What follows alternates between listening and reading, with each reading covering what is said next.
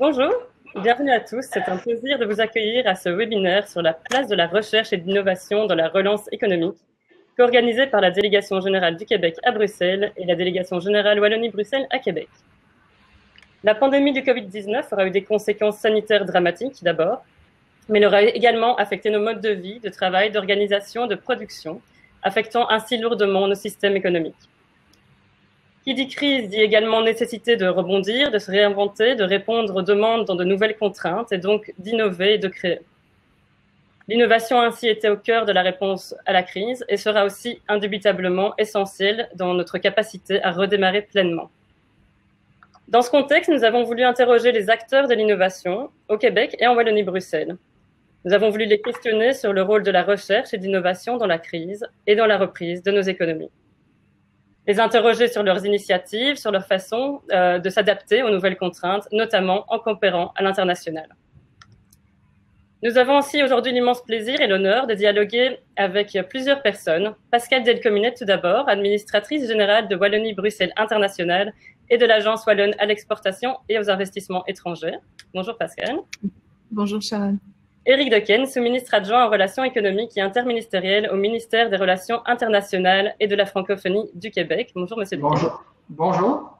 Et Marc Obloin, directeur général Sciences et Innovation au ministère de l'Économie et de l'Innovation du Québec. Bonjour Monsieur Dequesne. Bonjour. Après ce premier bloc d'intervention, nous entendrons également les récits de Sylvie Ponceau, directrice générale de BioIn, Mathieu Charbonneau, directeur général de Cargoem, et Daniel Olivier, directeur veille stratégique et d'innovation au port de Montréal. Ils nous livreront leurs témoignages et leur expérience de la crise. Donc, je remercie évidemment d'ores et déjà nos intervenants d'avoir répondu avec grand enthousiasme à cette initiative et à cette invitation. Vous comprendrez que dans cette discussion que ce n'est pas tout à fait un hasard, d'ailleurs, si la délégation générale du Québec à Bruxelles et la délégation générale Wallonie-Bruxelles à Québec se sont associées pour discuter de ces questions. Tant le Québec et Wallonie-Bruxelles sont des terres d'innovation et d'agilité, ils l'ont vraiment prouvé durant cette crise, mais aussi parce que nos relations entre Québec et Wallonie-Bruxelles sont privilégiées, et notamment en recherche et innovation, qui est une partie structurante de notre coopération. Ainsi, alors même que les flux et mobilités internationales étaient totalement à l'arrêt, notre coopération n'a jamais cessé. C'est mon plaisir, en tant que délégué général Wallonie-Bruxelles à Québec, de co-animer cette discussion avec mon homologue Pierre-Luc Desgagnés, délégué général du Québec à Bruxelles. Et donc, je voudrais évidemment souligner que cette initiative est venue de la délégation générale du Québec à Bruxelles et je les remercie vraiment pour cette excellente idée, et ainsi que, évidemment, nos équipes dans nos deux délégations. Je voudrais également profiter pour remercier tous ceux qui sont impliqués dans l'organisation de ce webinaire à WBI, au ministère des Relations internationales et de la francophonie à Québec, et évidemment notre attaché de liaison scientifique et notre conseiller économique et commercial à Montréal, et le ministère de l'Économie et de l'Innovation au Québec. Mais sans plus attendre, je cède la parole à Pierre-Luc Desgagnés qui va commencer cette discussion avec nos invités. Pierre-Luc, je te cède la parole. Merci Sharon et bonjour à tous. On a franchement un haut taux de participation et on en est à la fois honoré et aussi très touché parce que je pense que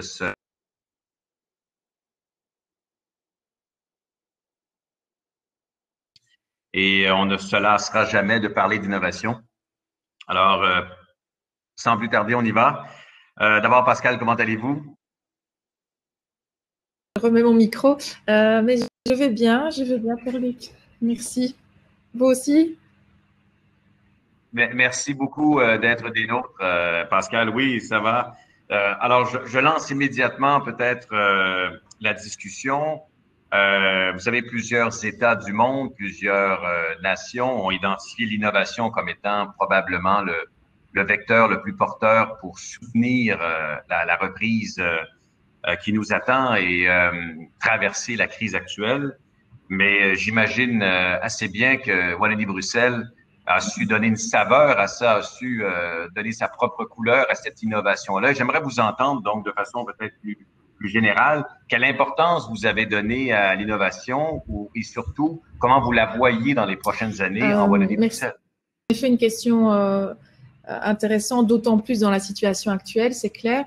Je dirais que la Wallonie, depuis quasi 15 ans, maintenant presque 15 ans, a vraiment basé la politique de son développement économique précisément sur la recherche et sur l'innovation. C'est tout le principe, toute la stratégie de spécialisation intelligente, édictée par l'Europe notamment, dans laquelle la Wallonie s'est inscrite au travers notamment de ces pôles de compétitivité qui existent depuis 15 ans maintenant, 6 pôles de compétitivité, dont la particularité, c'est vraiment cette articulation entre la recherche, les instituts de recherche, les universités et les industries, les entreprises. Donc la volonté, c'est vraiment de faire travailler ces mondes ensemble pour soutenir le développement économique. Et ça fonctionne bien. Et on l'a vu notamment lors de cette crise qui est venue un peu exacerber cette nécessité d'ancrer encore davantage la recherche et l'innovation dans les besoins des industries pour améliorer tous les procédés et les modèles de production. L'écosystème a vraiment joué un rôle important dans cette crise, mais aussi maintenant dans la relance de l'économie. Et on a vu toute l'agilité, j'aurai peut-être l'occasion d'en reparler plus tard, de ce système qui nous a permis de rebondir au maximum.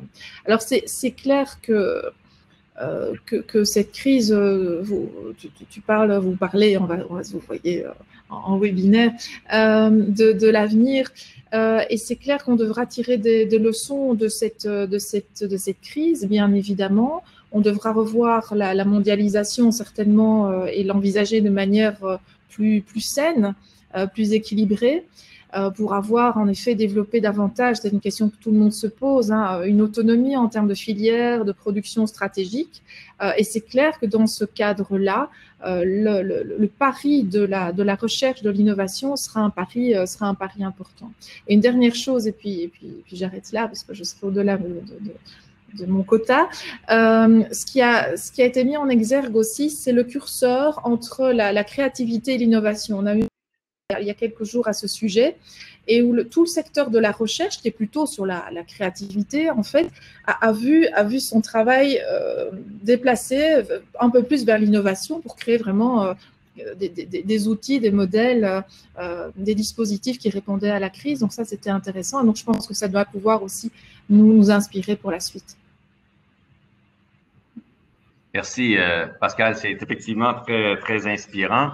Et ce qui me permet de me tourner virtuellement vers Éric Dequesne. Éric, merci d'être des nôtres. J'espère que ça va bien de ton côté. Merci, Pierre-Luc. Merci, Michel. Éric, peut-être une question miroir par rapport à ce que j'ai demandé à Pascal. Mais quand le Québec, lui, regarde l'innovation qui doit se faire au cours des prochains mois, prochaines années, de quelle façon voit-on les choses et surtout, qu'allons-nous prioriser? Est-ce qu'il y a une certaine saveur là aussi qu'on va vouloir donner à l'innovation et au Québec? C'est effectivement une bonne question. Je salue d'ailleurs tous les autres panélistes et je salue aussi cette coopération avec la Wallonie. Alors, je suis très heureux de partager le podium enfin virtuel avec vous tous. Donc, Pierre-Luc, je viens de prendre 10 secondes sur mon 2 minutes. La question est très bonne et il y a plusieurs enseignements qu'on doit retenir de la crise qui nous interpellent tous. Jamais dans l'histoire on a vécu quelque chose. Oui, il y a eu des crises mondiales, mais la reprise économique va se définir et se déployer de bien des façons à travers les nations, que ce soit en Europe, aux États-Unis, en Amérique, en Asie. Et il y a plusieurs transformations. On est témoin de plusieurs grandes transformations qui touchent les chaînes d'approvisionnement, le comportement des consommateurs aussi. On espère tous qu'il n'y aura pas une deuxième vague, bien qu'elle s'établit dans certains pays qui vont nous porter la santé publique dans des dimensions encore peut-être plus tragiques. On ne le souhaite pas, évidemment. Si on regarde dans une perspective, je vous dirais, d'innovation et économique, de ce qui s'est passé dans le monde, bien, on se rend compte facilement que certains secteurs qui doivent dominer, que l'innovation devra dominer certains secteurs. Non pas que l'innovation n'y était pas intégrée, cristallisée, mais la télémédecine, par exemple, les biotech, forcément, les technologies vertes, sans oublier les secteurs plus traditionnels forts des économies qui permettent évidemment, dans une démarche intégrée de soutenir l'économie. Mais il est certain qu'il y a des nouveaux besoins qui vont apparaître. l'importance d'intégrer des nouvelles technologies, que ce soit en intelligence artificielle, qui est cette technologie transversale qui va être de plus en plus en mode applicatif, entre guillemets, si je peux employer l'expression, va faire en sorte qu'on devrait être dans un mode d'adaptation, de résilience et d'innovation pour que l'écosystème de l'entreprise privée, des gouvernements, des associations, des grappes industrielles, plus que jamais puissent cohabiter. C'était le cas, mais jamais comme avant, en fait, parce qu'aujourd'hui, demain, nous commande d'être excessivement cohérents avec l'innovation.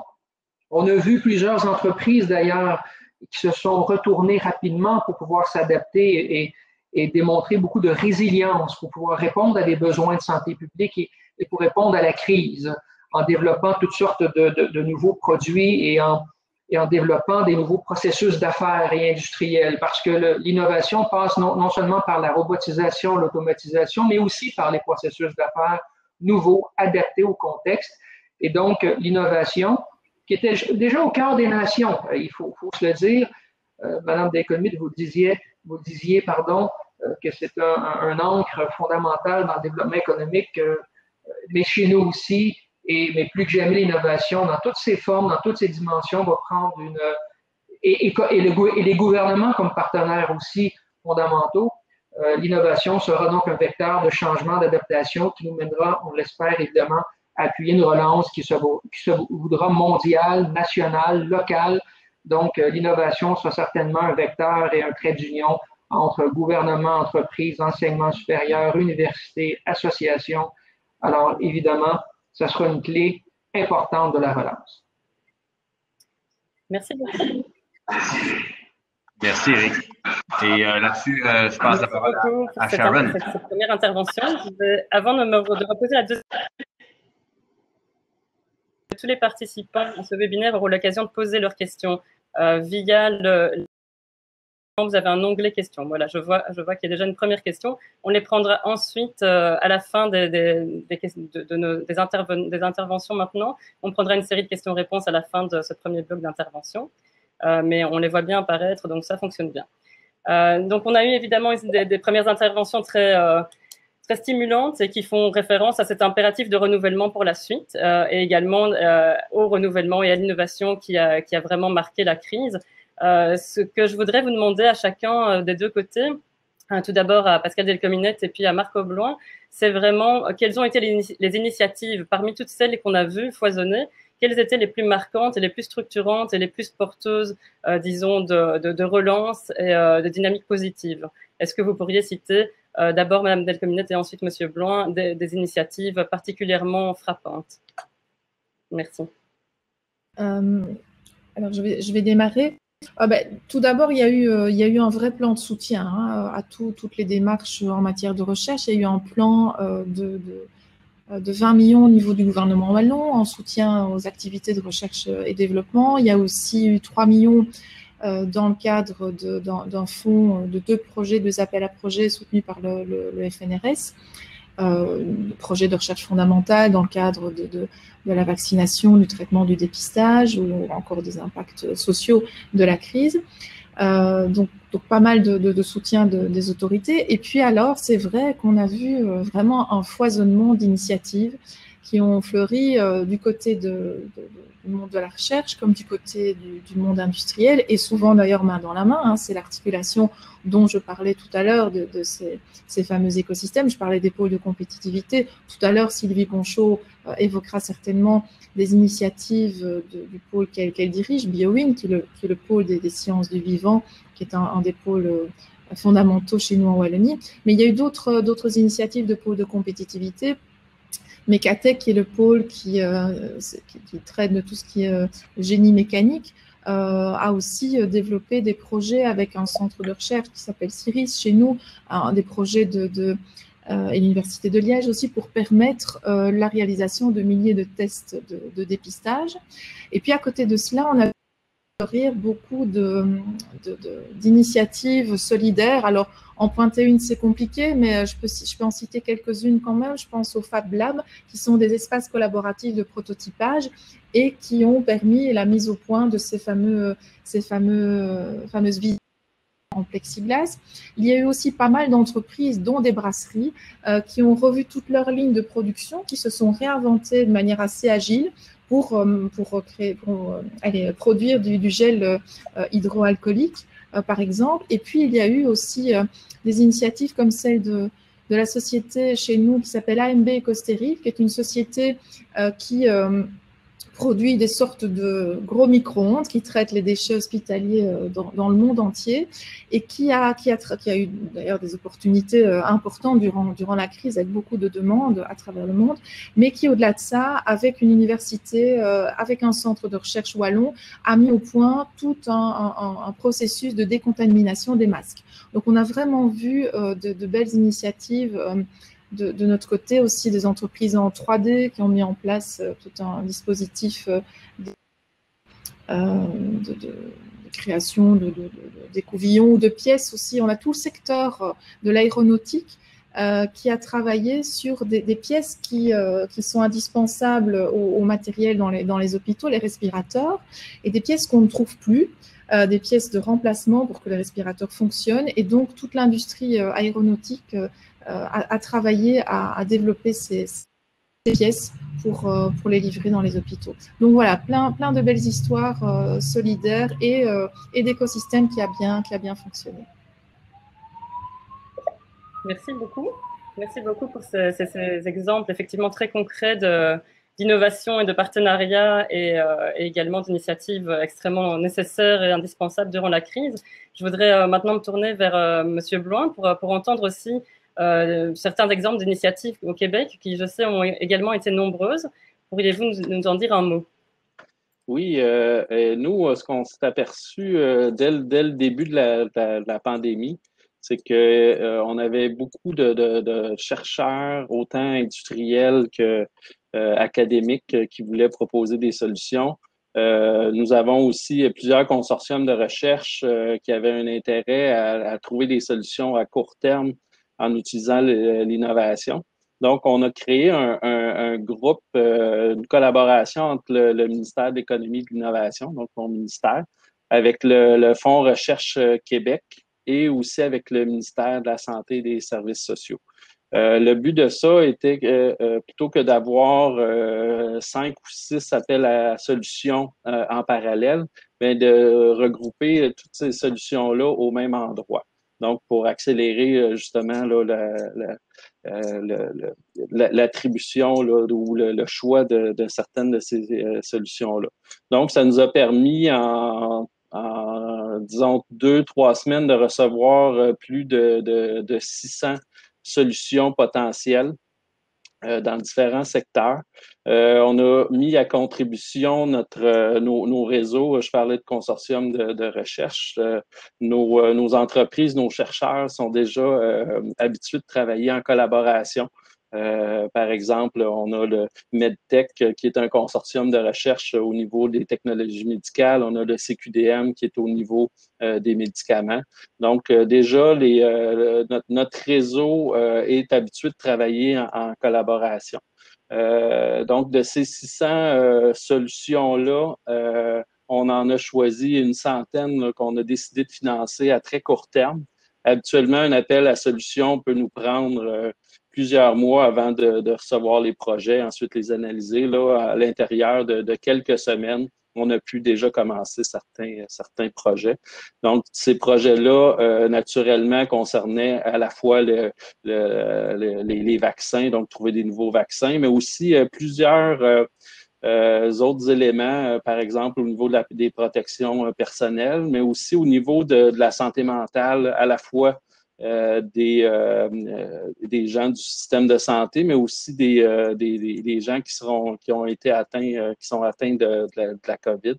Donc, on a eu énormément là, de solutions qui touchaient à toutes sortes là, de problématiques, pas seulement médicales. Ce que ça nous a démontré, c'est le fait qu'on était déjà en mode collaboratif nous a beaucoup aidé à rapidement mobiliser le secteur. Ça l'a démontré aussi que c'est un problème qui est multisectoriel, donc c'est important de travailler là, l'ensemble des secteurs ensemble. et ça a permis de développer des solutions. Bon, on parlait de respirateurs juste à l'instant. Nous, deux de nos entreprises en aérospatiale ont d'ailleurs aussi proposer des nouveaux modèles de respirateurs. Donc, on est pas mal dans le même type de solutions. Et aussi, ce qu'on a voulu faire, c'est, bon, on a, de ces 600 solutions-là, on a s'assuré qu'on pouvait, dans le futur, faire des liens avec des collaborateurs internationaux, ce qui fait qu'on a fait une veille là, sur l'ensemble des activités internationales qui pourraient être d'intérêt pour brancher nos chercheurs là, avec des collaborations internationales. Merci beaucoup. En plus, vous me tendez la perche pour la question que je voulais poser ensuite, qui est justement la question de la place de l'international, puisque vous avez tous parlé de collaboration à vos niveaux, entre secteurs et vraiment intersectorielle intéressante, grâce à des écosystèmes qui existaient déjà. Mais effectivement, les partenariats n'étaient pas qu'au niveau national, on les retrouve aussi au niveau international. Donc là, je voudrais vous entendre tous les trois sur vraiment la place des partenariats préexistants ou des nouveaux partenariats qui auraient été lancés et permis du coup de répondre à la crise efficacement. Je me tourne peut-être pour commencer vers Pascal Delcominette et puis ensuite on entendra le côté québécois. Merci. Merci Sharon. Oui, non, c'est clair qu'au niveau international, bon, évidemment, toutes les mobilités, les déplacements se sont arrêtés aussi net, hein. Ça c'est clair, mais ça n'a pas empêché, en effet, les collaborations internationales de se mettre en place, ce qui démontre que la mondialisation, si elle est équilibrée, équitable, à son apport de progrès. Je citerai peut-être deux exemples. Tout d'abord, avec la Chine, nous avons une relation chinoise, et notamment la province de Hubei qui a été frappée la première par la pandémie. Dans un premier temps, nous avons été en soutien, enfin autant que faire se pouvait. Et puis ensuite, il y a eu vraiment toute ces liens d'amitié qui ont permis à nos réseaux là-bas en Chine, eh bien, de détecter, de valider toutes les filières pour alimenter les hôpitaux essentiellement et toutes les structures qui en avaient besoin en masques et tous les équipements de protection individuelle. Donc là, c'est vraiment un rôle où le service public s'est réinventé. Il y a une question de Pascal Verhassel sur le rôle des services publics. Mais là, pour le coup, c'est vraiment quelque chose sur lequel nous avons voulu agir en changeant un peu nos métiers, en nous réinventant, en tout cas surtout nos réseaux là-bas sur place, qui validait vraiment toutes ces filières pour s'assurer que les masques qui arrivaient répondaient aux normes qui étaient attendues. Bien, ça, on a pu le faire, je ne vais pas dire facilement, ça n'a pas été si simple, parce qu'il y a toutes les étapes à passer en termes justement de normes, de vérification des normes, mais avec nos partenaires chinois qui nous ont aidés parce qu'il y a cette collaboration depuis longtemps, ces liens d'amitié qui sont essentiels en termes de partenariat au niveau international et qui font la richesse d'un échange en matière de technologie ou en matière commerciale aussi. Et puis il y a avec le Québec aussi, bien évidemment, avec la présence de la délégation générale, de l'ALS, de notre conseil économique et commercial, toutes ces opportunités de partenariat qui se sont mises en matière de tests. Notamment, il y a beaucoup de discussions qui sont en cours entre le ministère de la Santé et des Services sociaux du Québec et l'Université de Liège en vue de collaborer dans le cadre de la nouvelle méthode de dépistage. Et de cet échange a découlé aussi un intérêt particulier pour une entreprise wallonne qui permet de produire de manière autonome des écouvillons utilisés pour réaliser les tests. Donc, on le voit, tous ces partenariats, que ce soit en recherche, innovation, débouchent sur d'autres liens en matière sanitaire, économique, commerciale. Et puis, c'est clair que toute cette coopération, elle nous a permis aussi, nous, de faire de la veille et d'aller chercher les bonnes pratiques dans le monde entier, que ce soit en termes d'utilisation du numérique pour l'enseignement, mais aussi pour tout ce qui concerne le déconfinement dans le secteur culturel. Par exemple, nous avons utilisé tous nos réseaux pour faire de la veille et conseiller nos ministres, les modèles de tracing également qui qui ont été, où on est allé voir ailleurs un peu pour trouver des inspirations. Voilà, et donc c'est clair que ces coopérations, elles vont devoir trouver, on le voit aujourd'hui, une nouvelle manière de s'exprimer, de manière virtuelle, certainement dans un premier temps, mais je pense qu'on est tous prêts à rebondir dans ce sens-là aussi. Nous aurons des relations avec nos partenaires qui se feront à distance, que ce soit avec les villages francophones, dans le cadre du printemps numérique, mais aussi dans le cadre des grands rendez-vous. Donc, régulièrement, nous tenons des grands rendez-vous, Wallonie, Bruxelles, Québec, avec notamment des jeunes entrepreneurs. Eh bien, nous allons le faire de manière virtuelle. Nous avons fait un saut quantique en matière de webinaires et de relations à distance à travers le monde. Merci beaucoup. Pour répondre à la même question, je vais peut-être me tourner vers Monsieur Duquesne, suite à quoi on laissera la parole aux participants pour quand même pouvoir prendre quelques questions des participants avant de passer au deuxième bloc d'intervention. Donc, je vous donne la parole, Monsieur Duquesne. Oui, merci. Alors, c'est une question qui est large et à la fois qui demande beaucoup de réflexion sur comment interagir dans un contexte mondial qui est en bouleversement, effectivement. Donc, il y aurait 3 angles. En fait, le premier, l'angle économique et commercial, où si on regarde une loupe sur le Québec, évidemment, les relations avec les clients étrangers, la manière d'interagir avec un client étranger, la perte de certains marchés aussi, le bouleversement de certains marchés plus matures pour le Québec ou en diversification pour le Québec, évidemment, tout ça est bousculé. Et ça commande évidemment de pouvoir prendre action pour que ces entreprises puissent garder en fait le momentum ou reprendre un momentum où il avait été laissé avant la pandémie. Et ça demande beaucoup d'efforts et d'énergie pour à la fois introduire peut-être l'innovation pour être plus performant. Je pense qu'on peut faire confiance à nos entrepreneurs qui ont démontré dans la crise cette capacité, je le disais tout à l'heure, et Marco en a parlé aussi, d'adaptation, de résilience. Et ça vaut aussi pour le développement international sur le plan économique. Nous avons la chance d'avoir des ententes de partenariat avec plusieurs pays. Donc, le bloc européen, évidemment, qui est fondamental, les États-Unis avec le Mexique, l'Asie aussi. Donc, on a cette chance d'avoir une économie qui est très ouverte. Une fois qu'on le dit, ça ne nous met pas à l'abri non plus d'être persévérant et prudent aussi, d'être, je vous dirais, là, très ouvert aux nouvelles opportunités, aux occasions qui pourront se manifester à l'étranger. Il faut être très alerte dans un contexte où on essaie de trouver l'équilibre entre trouver les bonnes sources d'approvisionnement, les bons clients, maintenir les clients actuels et en découvrir d'autres. Il y a l'angle aussi je vous dirais, de l'appui du gouvernement du Québec qui a été décrit par Marco, où nous avons la chance d'avoir au Québec et le ministère des Relations internationales et de la francophonie un réseau de représentation du Québec à l'étranger, dans plusieurs marchés importants pour nous.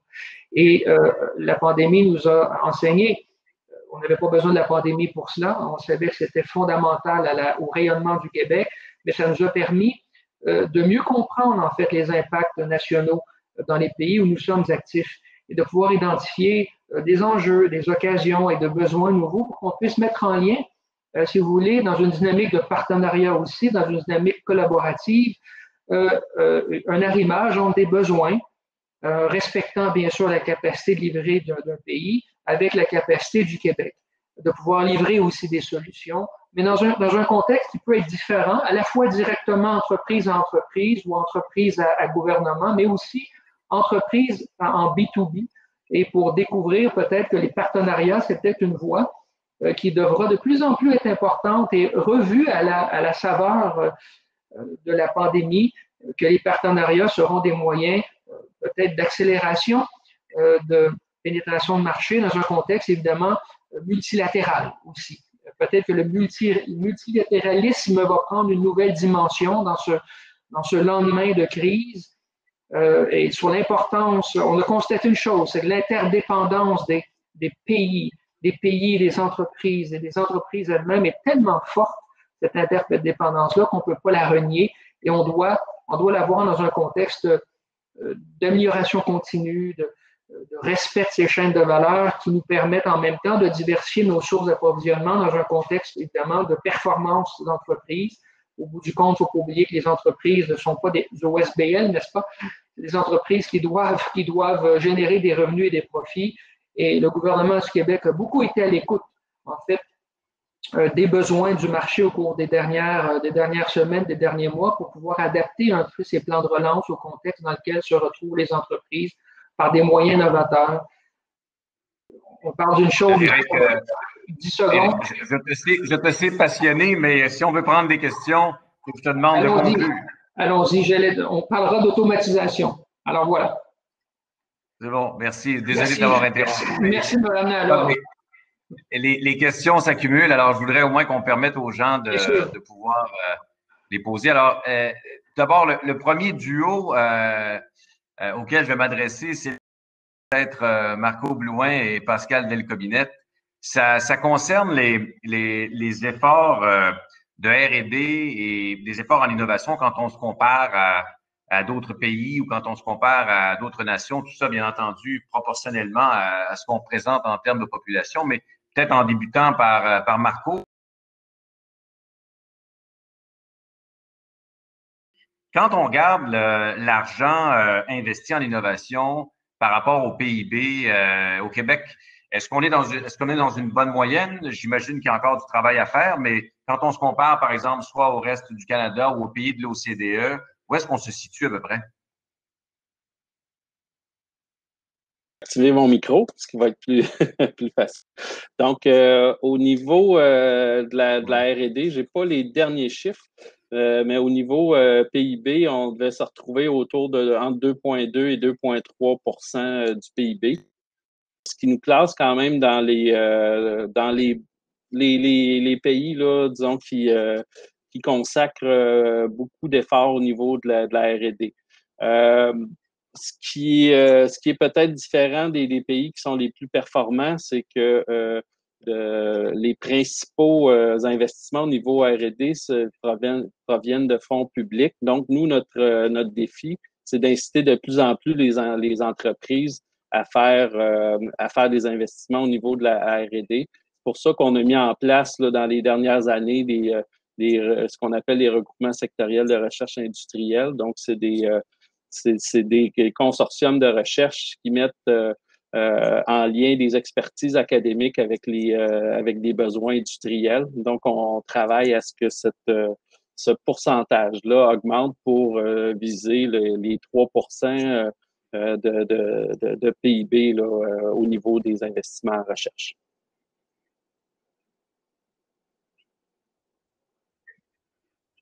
Merci.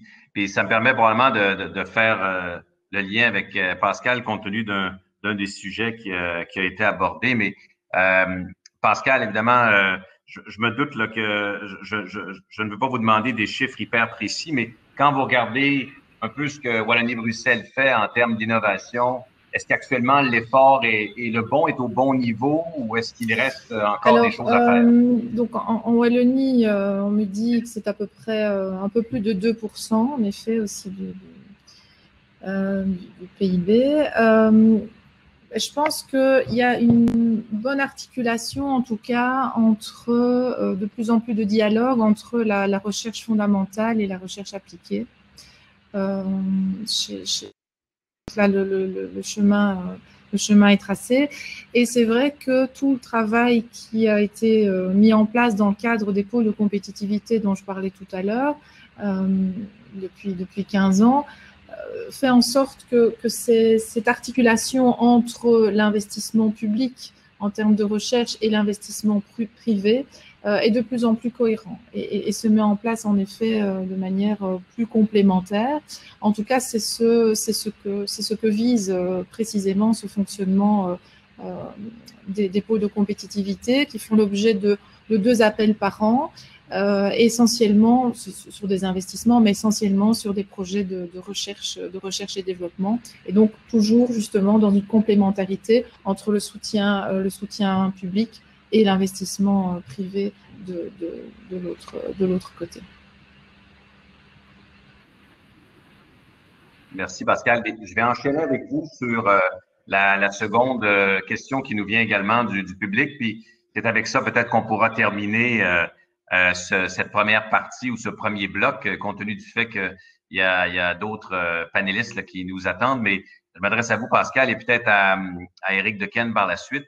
il y a une question sur l'économie locale. Et on a parlé beaucoup d'innovation, on a parlé beaucoup d'international, mais il y a souvent des gens qui se disent, bon, on a encouragé beaucoup l'achat local, c'est une bonne chose, mais est-ce que ça va continuer? Et est-ce que c'est antinomique, ça, le fait qu'on favorise l'achat local, mais qu'en même temps, on va faire de l'innovation et jouer sur le marché mondial? Alors, je sais que pour avoir suivi ça un peu, quand Wallonie, notamment, il y a eu des efforts qui ont été faits du côté du marché local, il y en a eu du côté du Québec, mais j'aimerais peut-être vous entendre là-dessus et les gens aussi, puisque la question est venue. Comment voyez-vous, est-ce que c'est facile pour vous de réconcilier achat local avec innovation et exportation? D'abord. On réactiver. Mais c'est délicat, en effet. Hein. Il y a toute la question qui se pose régulièrement, et notamment dans des crises comme celle-ci, sur le consommer local, sur les circuits courts, pour plein de très bonnes raisons. Hein. C'est en effet entretenir le tissu local, c'est manger sainement, c'est en termes d'impact carbone. Enfin voilà, il y a toutes mille et une raisons pour lesquelles c'est important, et on essaie de plus en plus en tant que citoyen, en tout cas, de rentrer dans ce nouveau paradigme. Mais tout en cultivant un discours sur la nécessité d'avoir des échanges internationaux. Hein. On n'est aucun, enfin j'imagine vous comme nous, capable de vivre en autarcie. Hein. Et donc c'est une question de curseur en fait. Et on le voit dans le cadre des discussions sur les accords de libre-échange. Il y a vraiment, c'est très aigu, puisqu'il y a toute la question en effet du secteur l'agriculture, qui est un secteur important chez nous, et pour lequel les accords du moment sont un vrai problème par rapport à ça. Donc il faut vraiment qu'on arrive à mettre le curseur, à voir ce qu'on perd, ce qu'on gagne collectivement en termes de commerce international. Moi, je fais évidemment partie de ceux qui pensent que on y gagne largement, ce qui n'empêche pas pour une série de produits, chacun, de cultiver ce terreau local. Je ne sais pas où mettre le curseur, je ne maîtrise pas suffisamment la question de l'économie locale en effet pour savoir où on doit s'arrêter. Je pense que c'est compliqué, mais c'est un questionnement. Cela dit, par rapport, est-ce que ça va durer ou pas, alors là, c'est pas du tout mon expertise que je mets en jeu non plus, mais simplement les constats. Mais hier au journal, on nous expliquait aux informations que tous les producteurs locaux voient déjà ces tendances diminuer, alors qu'elles étaient fortes pendant la crise. Maintenant, les gens retournent dans les grandes surfaces pour s'approvisionner comme avant, alors qu'ils ont goûté aux produits locaux. Voilà. Mais c'est clair que malgré tout, Pascal, nous étions presque en télépathie, parce que j'espérais, pour avoir vu exactement la même nouvelle, j'espérais que vous le mentionniez, parce que loin de moi l'idée de m'en réjouir, mais c'est vrai que ça vient questionner un peu cela, parce que les producteurs expliquaient, puisqu'on a vu la même chose, et c'est peut-être utile pour les participants, les producteurs expliquaient que pendant la crise, ils avaient de la misère à suffire à la demande, et ils pensaient qu'il y avait donc une vague de fonds, et que malheureusement, depuis le début des confinements, cette tendance-là allait vers la baisse. Alors, je comprends qu'on s'éloigne un peu de l'innovation, mais vous avez raison qu'à terme, il faudra se questionner aussi là-dessus. Alors, merci de l'avoir abordé, Pascal. Peut-être Éric, rapidement, au Québec, perception par rapport à l'achat local, y a-t-il un antagonisme entre achat local et innovation? Oui, ben c'est aussi une très bonne question. On n'a pas beaucoup de données actuellement pour pouvoir vraiment tirer des leçons, mais je pense pas que l'internationalisation et l'achat local soient incompatibles. Le commerce de proximité a ses avantages, évidemment, pour encourager un écosystème de producteurs peut-être plus petits, mais pas nécessairement non plus exclusivement petits, mais il reste que par tradition, et les volumes entre nous, les volumes sont peut-être pas suffisants. Une entreprise qui est en train de devenir une entreprise petite à moyenne et moyenne élevée, que le marché local puisse seulement répondre aux besoins je vous dirais, de volume d'une entreprise. Mais encore une fois, c'est pas incompatible. Et la tradition d'ouverture de l'économie du Québec au monde, si on regarde interconnexion avec les grandes économies mondiales, que ce soit les États-Unis, évidemment, notre premier marché, dans le cadre de l'accord avec le Mexique, qu'on regarde l'Europe, marché traditionnel pour le Québec aussi, qu'on regarde l'Asie, qui aura des taux de croissance qui vont afficher, je pense, la Chine, des taux de croissance malgré la pandémie positifs. Je pense qu'une entreprise doit regarder l'ensemble de la planète et tirer ses conclusions sur ses marchés les plus porteurs, sans oublier, évidemment, l'importance du marché local. Donc, je pense que c'est une recherche d'équilibre dans tout ça. On ne peut pas exclure un ou l'autre. Comme on dit souvent, tout est dans tout. Mais je pense que ce n'est pas incompatible de pouvoir penser local et aussi penser international. Merci, Éric. Merci. Sharon, je te laisse le soin de remercier nos invités, nos premiers et de faire la transition. Oui. Et je les remercie d'entrée de jeu, moi aussi. Bien, merci à tous les trois vraiment d'avoir pris le temps de discuter avec nous. Je pense que ça a vraiment bien posé les enjeux du débat et suscité également des questions nombreuses. On n'a malheureusement pas beaucoup de temps, mais on va pouvoir continuer la discussion de toute façon à d'autres occasions et sans doute en présentiel, on l'espère. Donc, merci vraiment à vous. On va maintenant vous laisser sortir de scène et on va faire venir nos prochains intervenants. Donc, bonne journée à vous et merci encore. Merci beaucoup. Merci beaucoup de nous avoir donné cette opportunité. Au revoir. Au revoir. Et donc, pendant que nos trois premiers intervenants quittent la scène, je vais en profiter pour présenter donc nos prochains intervenants. Donc, nous avons la chance pour continuer la discussion d'avoir des acteurs vraiment de terrain pour qui l'innovation est au cœur de métier. Donc, ils vont nous présenter leur expérience de la crise, la manière dont ils ont aussi rebondi durant la crise et toutes les problématiques et défis auxquels ils ont fait face. Nous avons donc avec nous déjà Sylvie Ponchot, directrice générale de Bioin, le pôle de compétitivité santé de Wallonie. Monsieur Mathieu Charbonneau, directeur général de Cargoem, la grappe métropolitaine de logistique et transport de Montréal. Et Daniel Olivier, directeur de veille stratégique et de l'innovation. Donc, vous aurez également, après les témoignages, l'occasion, donc le public, de poser vos questions à nouveau par le même biais. Je vais commencer par poser en fait la première question à nos deux premiers intervenants. Cargoem et le port de Montréal feront une présentation ensemble. Donc, en fait, je vous laisse carte blanche pour simplement présenter un peu la manière dont vous avez vécu cette crise et surtout, évidemment, en mettant en lumière la question de la recherche et de l'innovation et puis le besoin de s'adapter, mais aussi de jeter des ponts à l'international. Je sais que vous avez énormément d'expérience dans ce terrain, donc ce sera forcément fascinant. Je vous laisse utiliser votre présentation PowerPoint quand vous le voulez. Donc, est-ce qu'on laisse Mme Ponchot en premier?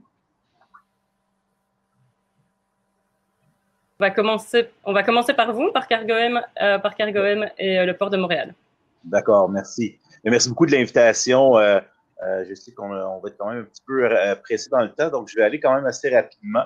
Donc, en effet, je vais faire une présentation peut-être un peu plus générale avec quelques exemples et par la suite, je vais laisser la parole à Daniel Olivier du port de Montréal. Donc, encore merci de l'invitation.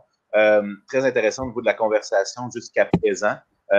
Moi, ce que je retiens, c'est l'innovation doit nécessairement être ancrée dans une collaboration.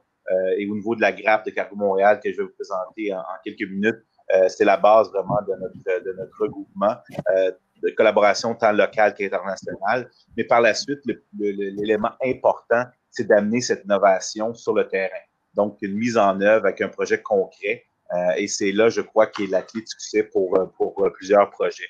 Donc, juste une mise en contexte, pourquoi nous avons créé une grappe industrielle dans le Grand Montréal, c'est simplement parce qu'il y a un rassemblement justement des joueurs d'un écosystème énorme, 6 000 entreprises, 120 000 emplois, bien sûr, pré-COVID, mais c'est aussi, bien sûr, avec les infrastructures tant maritimes, ferroviaires, fret aérien, routier, accès à des marchés, donc tout concentré sur une île, donc nous fait vraiment un emplacement prioritaire comme plaque tournante. Donc, l'idée de créer une grappe est née dès 2013. Et l'idée, c'est d'avoir vraiment autour de la table des collaborateurs de tous les niveaux, tant au niveau du transport de marchandises que des transitaires, mais aussi justement des institutions de recherche, innovation et des gens qui ont des idées et bien sûr qui peuvent amener vraiment cette innovation-là, sont autour de la table depuis le début de la grappe. Bien sûr, les administrations partagées, les gouvernements, mais aussi les importateurs, exportateurs. Donc, d'avoir des gens qui sont propriétaires de marchandises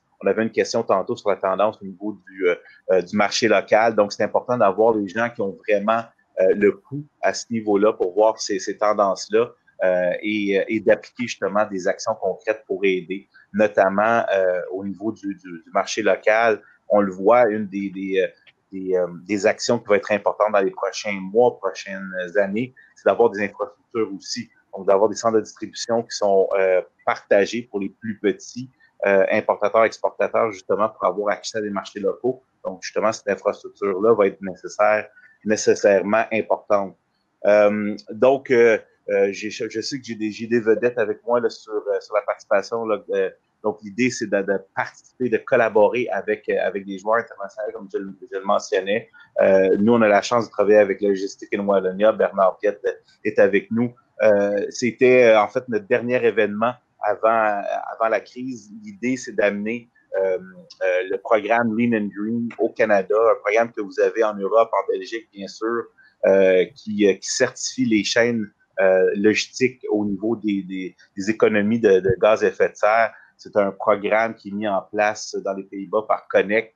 Nous avons la chance de travailler avec le ministère des Relations internationales et de la francophonie, justement dans le programme Coopération Québec-Wallonie-Bruxelles pour vraiment le mettre en place. Donc ça, c'est un exemple justement de collaboration d'un programme qui existe en Europe qui amène vraiment une valeur ajoutée à la chaîne logistique, aussi à amener les gens à innover pour mieux performer et en même temps être plus compétitifs. Et c'est de pas réinventer la roue. Donc, c'est une collaboration avec une grappe logistique comme la nôtre, Logistique in Wallonia, c'est de voir qu'il y a quelque chose qui fonctionne déjà très bien et de l'amener directement au Québec. Donc, c'est ce que nous tentons de faire. Et on est très reconnaissant parce qu'on parlait tantôt de collaboration gouvernementale avec les entreprises.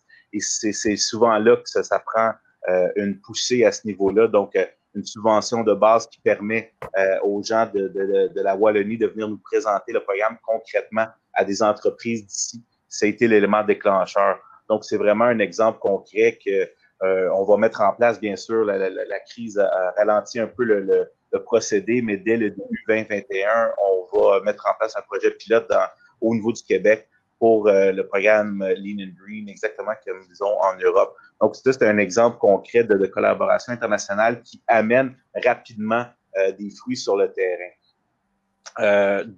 Par rapport à la crise, bien sûr, notre secteur a été très actif, a été prioritaire depuis le début.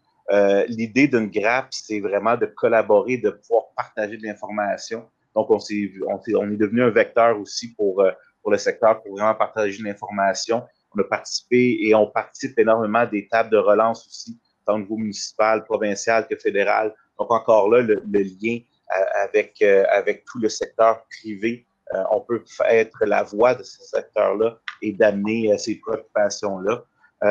On a aussi développé, et mon collègue Daniel Olivier du Port de Montréal va vous en parler un peu plus en détail, un très beau projet avec le supercluster Scale AI, donc une super grappe en intelligence artificielle qui a donné un financement au Port de Montréal et à Cargo-M pour développer un outil pour cibler des conteneurs au niveau de la marchandise essentielle, notamment, bien sûr, le matériel médical. Donc, on a réussi à amener les joueurs du terrain à participer à un tel projet. Bien sûr, on a beaucoup d'incubateurs, beaucoup d'intelligence, notamment Ivado Labs là, qui réalise le projet. Donc, l'idée, c'est vraiment d'utiliser ces experts-là sur du concret. Donc, ça, c'est un exemple qu'on va vous parler dans quelques instants.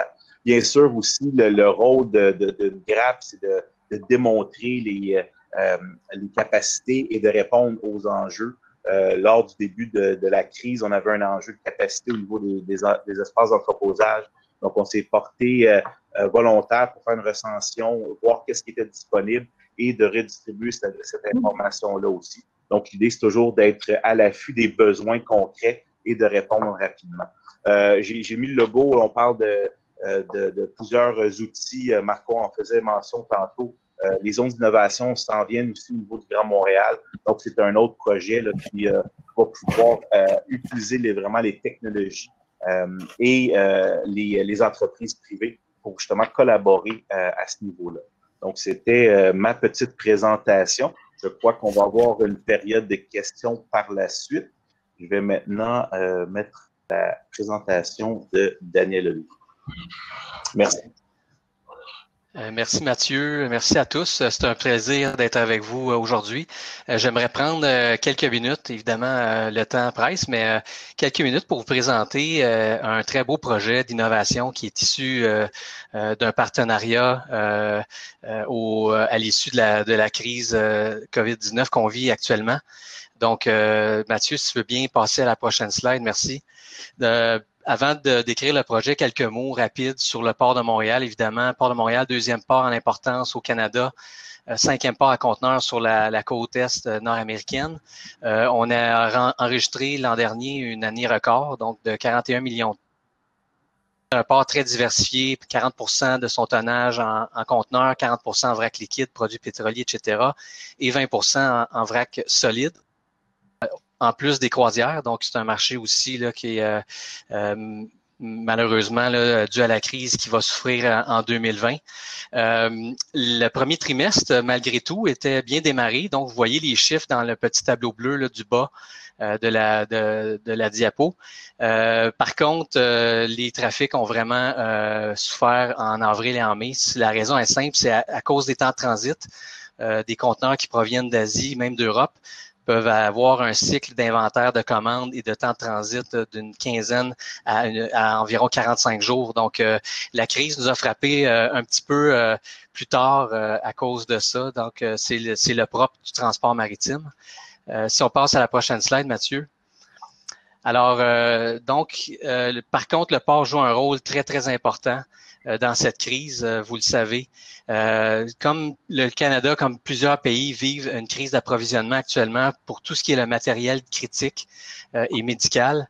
Donc, vous voyez ici les chiffres du gouvernement fédéral des travaux publics qui datent en fait de début juin. Ce qu'on voit à l'écran, ce sont pour les différents matériaux d'équipements médicaux, les quantités commandées en bleu foncé et le chiffre qu'on voit au bout à droite et les quantités reçues en bleu pâle. Donc, ce qu'on constate en date de début juin, malgré tout, malgré 6 mois déjà, on a 85% du matériel médical critique commandé qui n'est toujours pas reçu.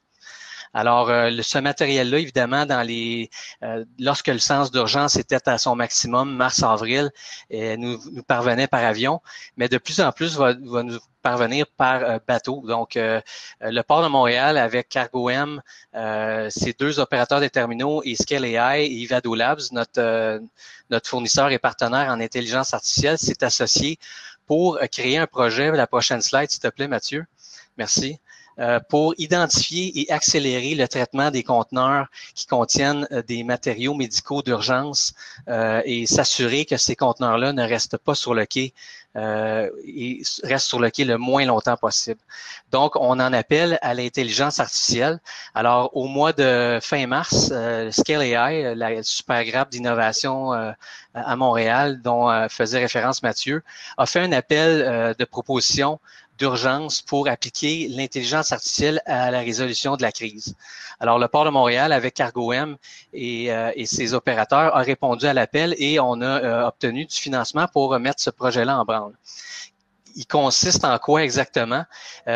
C'est d'abord, toutes les marchandises à bord des conteneurs ont un code, vous voyez ici à gauche, un code d'harmonie qu'on appelle HS, donc un code qui va de 4 à 10 chiffres.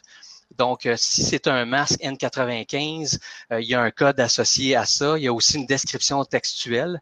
Et les douanes canadiennes ont publié une liste officielle des matériaux médicaux critiques. Donc, on peut utiliser le traitement naturel de langage. Donc, ce sont les mêmes algorithmes d'intelligence artificielle finalement que Siri, Alexia ou Google Home, qui va faire une recherche parmi des millions et des millions de lignes pour retrouver des codes numériques et des mots-clés et identifier les conteneurs à bord des navires qui ont ce contenu. Donc, typiquement, ce qui arrive, c'est que lorsqu'un navire va arriver au port de Montréal, 4 jours avant son arrivée, le navire nous transmet toutes ces informations de contenu du navire. L'algorithme a 4 jours pour rouler sur le contenu du navire et identifier les conteneurs qui contiennent ce matériel. Par la suite, on constitue une base de données centrale qui, évidemment, constitue une liste des conteneurs qui sont identifiés à bord des navires. Une fois que le conteneur est déchargé, alors là, on a un outil de suivi qui s'assure que le conteneur demeure moins de 12 heures sur les quais et est acheminé au marché et aux premières lignes médicales le plus rapidement possible. Donc aujourd'hui, oui, ce sont des masques N95. Demain, ça sera peut-être de la nourriture, des matériaux pour les services essentiels. Alors, vous voyez qu'avec la crise d'approvisionnement qu'on vit là, en bon québécois, là, on n'est pas sorti du bois. Donc, c'est un projet qui va certainement survivre la crise et qui va certainement avoir une utilité au-delà là, dans les quelques minutes qu'on m'a allouées. Merci. Merci beaucoup. C'est fort intéressant, Daniel. Très apprécié. Maintenant, je me tourne virtuellement vers Madame Ponchot pour nous parler de BioWin et d'une initiative remarquable que la Wallonie a mis en place sous votre leadership. Et on a bien hâte d'entendre notamment vos propos sur la plateforme de collaboration. Alors, sans plus tarder, je vous laisse la parole. Oui, merci beaucoup. Merci beaucoup pour cette opportunité. En gros, donc, moi, je dirige le pôle de compétitivité santé de Wallonie. Comme Pascal Delcominette l'a évoqué, ces pôles ont été créés il y a maintenant 15 ans. On vient de parler du pôle logistique. En fait, il y en a 6 dans notre région. Celui que je dirige est le pôle de compétitivité qui s'intéresse donc à la santé. Alors, le rôle d'un pôle, en fait, c'est de fédérer les acteurs de l'innovation. Et donc, les acteurs avec lesquels on discute au quotidien, donc l'équipe opérationnelle et moi-même, ce sont bien évidemment les entreprises, les centres de recherche, les universités, mais aussi les hôpitaux et le gouvernement et son administration. Alors, en plus de ça, dans les acteurs de l'innovation, on collabore avec les acteurs de l'innovation en dehors de la Wallonie. Pourquoi? Parce que tout simplement, notre marché, celui du médicament, est global et on innove en partenariat avec d'autres biorégions dans le monde. Bien évidemment, des biorégions européennes, mais également, nous avons des partenariats bien au-delà. Alors, je vais vous donner 2 éclairages. Ce que nous avons fait, donc très rapidement, pendant ces 2 mois et demi qui ont été réellement 2 mois et demi de tornade, et vous avez évoqué la plateforme collaborative, je vais y venir, et puis où on se projette en fait. Alors, évidemment, pour nous, ça a été une crise tout à fait sans précédent. Je pense que nous avons tous, à des temps différents, subi les mêmes types d'assauts avec les mêmes problématiques. Et donc, très rapidement, nous avons été submergés de toute une série d'offres et de toute une série de demandes. Alors, l'idée a été de structurer très rapidement ces offres et ces demandes via une plateforme web qui était une plateforme collaborative où on a sérié les offres et les demandes dans différentes catégories de besoins. Alors, au début de la crise, ça a été essentiellement les équipements de protection individuelle, ça a été les écouvillons, ça a été les tests de diagnostic. Maintenant, on en est plutôt dans tout ce qui est tracing et vaccins. Donc, il y a eu vraiment une gradation dans les besoins. Et M. Blouin, tout à l'heure, à la première session, évoquait l'importance d'être structuré pour pouvoir être agile, voire résilient.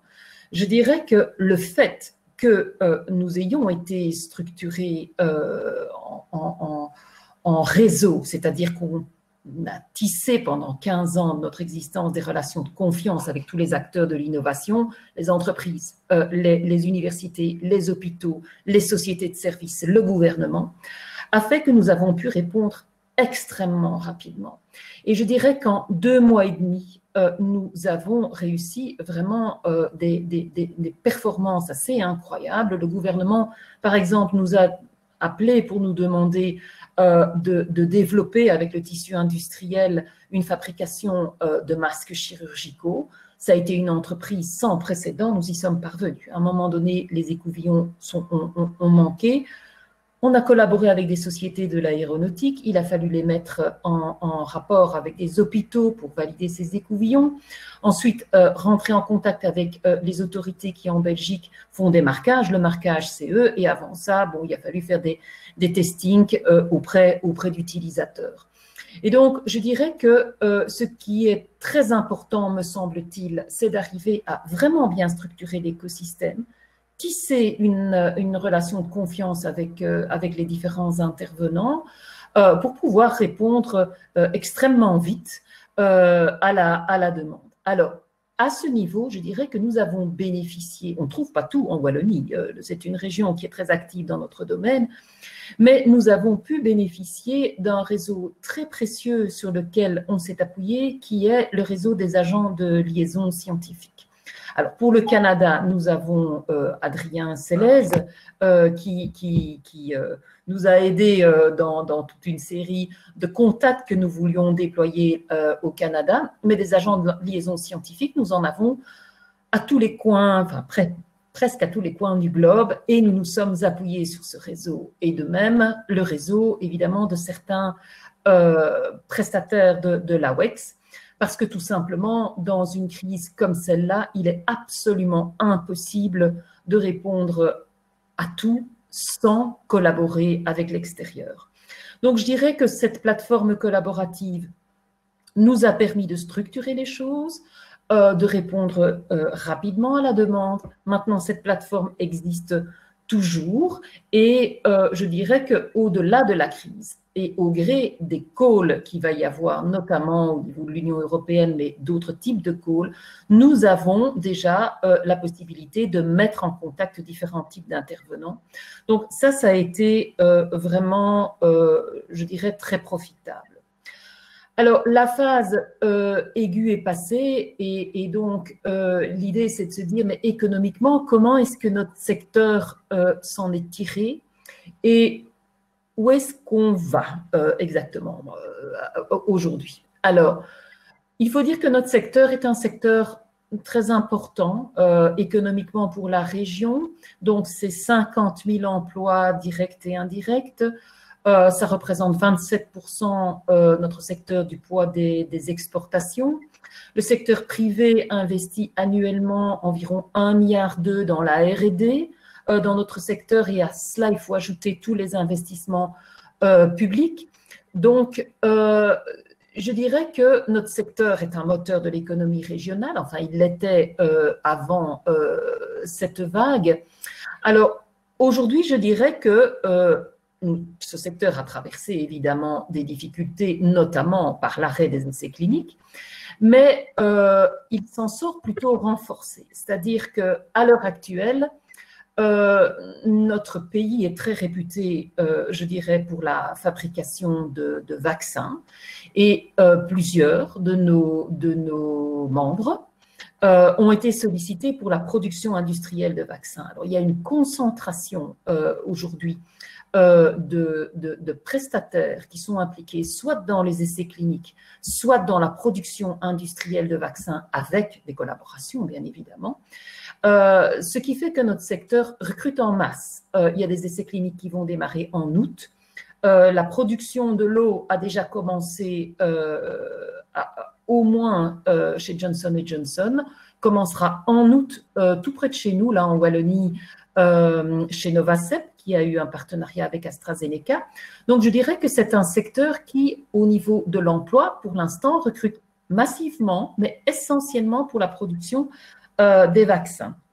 Alors, demain, nous avons donc un panel comme celui-ci organisé par Euronext, et je ne vais certainement pas dévoiler tous les chiffres, mais je peux déjà d'ores et déjà dire que la capitalisation boursière de nos sociétés lors du premier semestre a augmenté, et augmenté de pratiquement 3 milliards d'euros.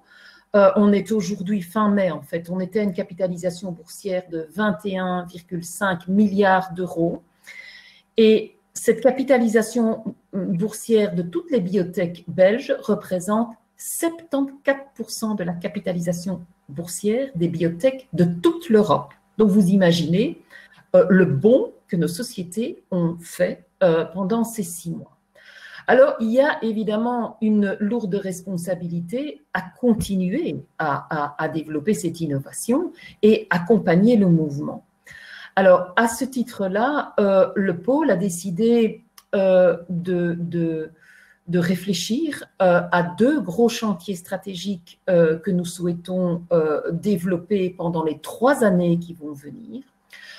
Le premier, c'est de continuer à capitaliser sur nos forces dans le domaine de la production industrielle de médicaments biologiques et de vaccins.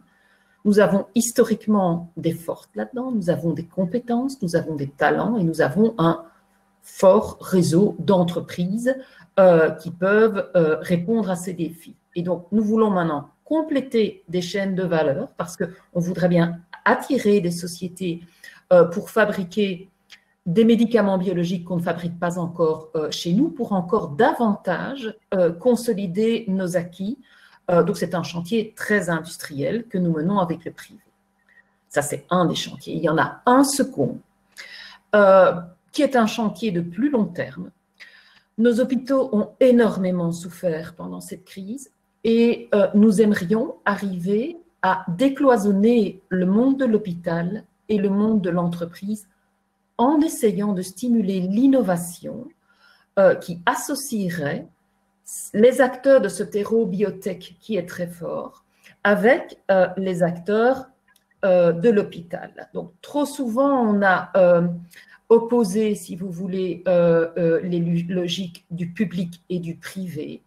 Et comme nous avons réussi à le faire dans le passé en décloisonnant le monde académique et le monde industriel, maintenant on voudrait arriver à décloisonner le monde de l'hôpital et le monde de l'entreprise pour donner de nouvelles opportunités à nos membres.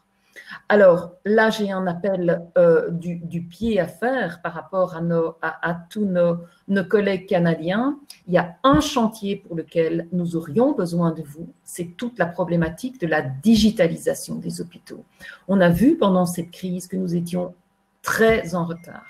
Les hôpitaux ont 15 ans de retard du point de vue de la digitalisation. Utilisent encore très peu les technologies d'intelligence artificielle et vous êtes terriblement fort au Canada dans ces domaines. Pourquoi ne pas allier nos forces? Je dirais, nous avons beaucoup de compétences dans le domaine de la production de médicaments biologiques. Vous pourriez certainement nous utiliser, collaborer avec nous pour vous renforcer dans ces domaines-là, mais nous avons certainement besoin de dans ces domaines. Voilà. Je devrais vous demander de conclure. Ah, ben vous étiez rendu à la conclusion. C'est bon. Oui, et en fait, je suis sûr que votre appel.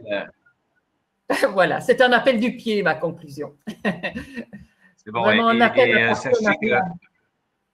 et sachez que votre appel a été bien entendu et vous parliez d'Adrien qui est très efficace, mais il est basé donc à Montréal, au Québec. Et oui. Ça fera certainement grand plaisir à l'industrie québécoise de votre domaine de répondre à votre appel du pied. Mais sur ce, je pense que Sharon, on a une question là, du public et par la suite, on devra conclure. Mais merci beaucoup, Mme Ponchot. Oui, tout à fait. Merci, Pierre-Luc. Et la fin d'intervention de Mme Ponchot, justement, était un peu prolonge en fait la question qui nous a été posée et qui est justement celle de savoir, dans un contexte où la plupart des pays et régions essayent de rapatrier différents savoirs, expertises et moyens de production localement, à nouveau. Donc, on est de nouveau sur ces questions d'économie locale. Comment être certain, ou comment faire si l'on a envie de continuer à le faire pour mettre en place des partenariats internationaux et surtout où peuvent-ils être utiles et renforcer nos capacités à finalement être autosuffisants en cas de crise, lorsqu'il une deuxième vague revenait ou si, pour l'avenir, quoi qu'il en soit, puisqu'on entend beaucoup ces demandes au rapatriement des capacités de production et des connaissances. comment faire pour s'assurer que ce soit complémentaire et que chaque pays ou chaque région qui a ses compétences puisse justement renforcer cette volonté d'être par la suite plus autosuffisant sans tout à fait justement fermer la porte aux collaborations internationales. Donc c'est une question un peu large, mais qui je pense rejoint un peu ce que vous venez de dire. Donc ça, je vais vous la poser à vous, Madame Pochon, mais aussi à nos premiers intervenants. Je vous laisse la parole. Oui, donc je dirais que dans le domaine des médicaments, hein, on a évidemment en Europe une grosse réflexion sur le fait de devoir rapatrier les médicaments essentiels. 80% de notre production en Europe est sous-traitée en Chine et en Inde, avec un éclatement des chaînes de production, parfois sur plusieurs continents. Et donc l'Europe a pris conscience un peu tard de cette situation de dépendance qui est vraiment irresponsable et extrêmement dangereuse. Et maintenant, on commence à plancher sur ces problèmes donc du rapatriement. Il ne faut pas tout démondialiser. La mondialisation a des côtés super, mais il faut quand même assurer la production de médicaments essentiels sur le territoire. Alors, l'échelle à laquelle on parle ici, ce n'est pas l'échelle d'un pays, ce n'est pas l'échelle de région, c'est l'échelle vraiment d'un continent. C'est au niveau de l'Europe que ces réflexions ont lieu. Qui va pouvoir assurer quoi? La France s'est positionnée, par exemple, dans certains types de production.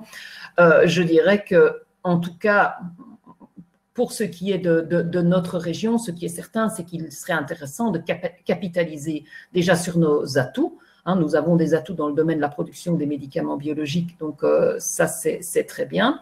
Et je pense que si les productions étaient exportées en Chine et en Inde, c'est surtout parce que le prix du respect des normes environnementales était prohibitif.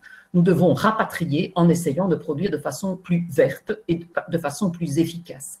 Et là, évidemment, la voie est ouverte pour innover dans les procédés avec, bien sûr, le Canada et d'autres continents. Donc, je pense que dans le domaine des médicaments, ce rapatriement doit être réfléchi au niveau vraiment d'un continent, mais on a beaucoup à faire pour rendre ces procédés plus robustes et plus verts, les procédés de production.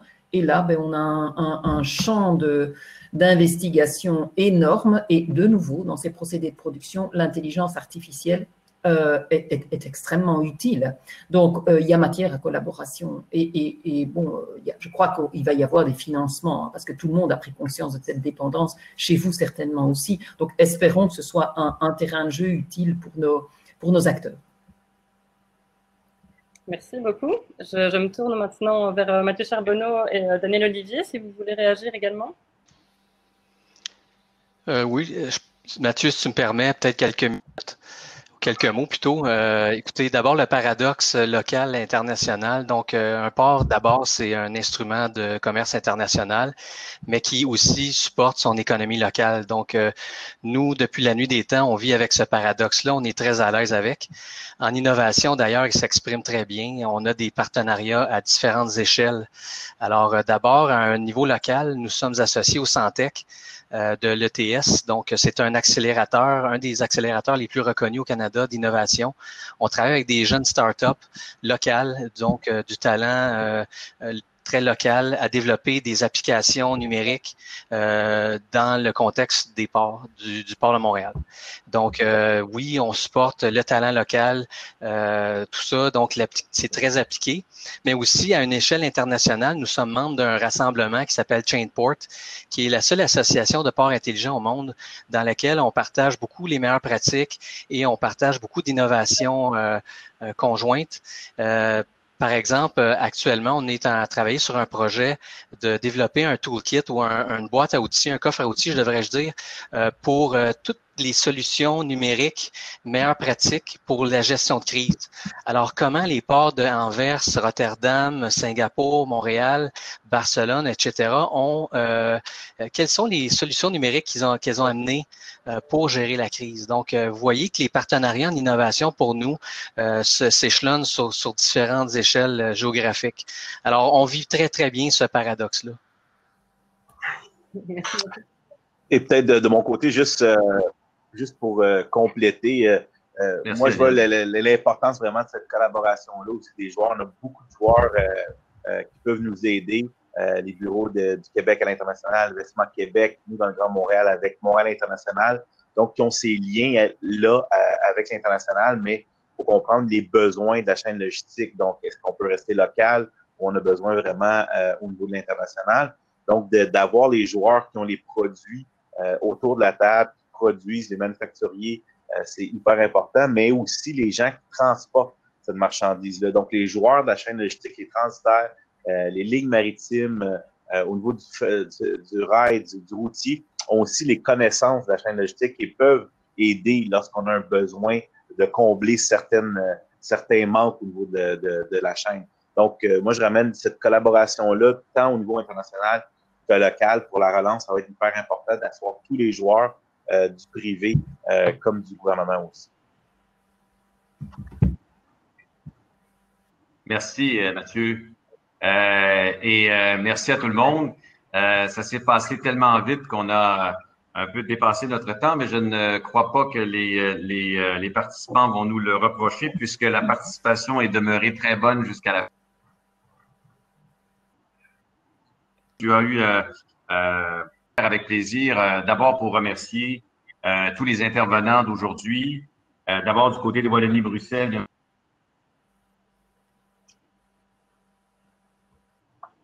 qui est non seulement une alliée, mais une amie du Québec.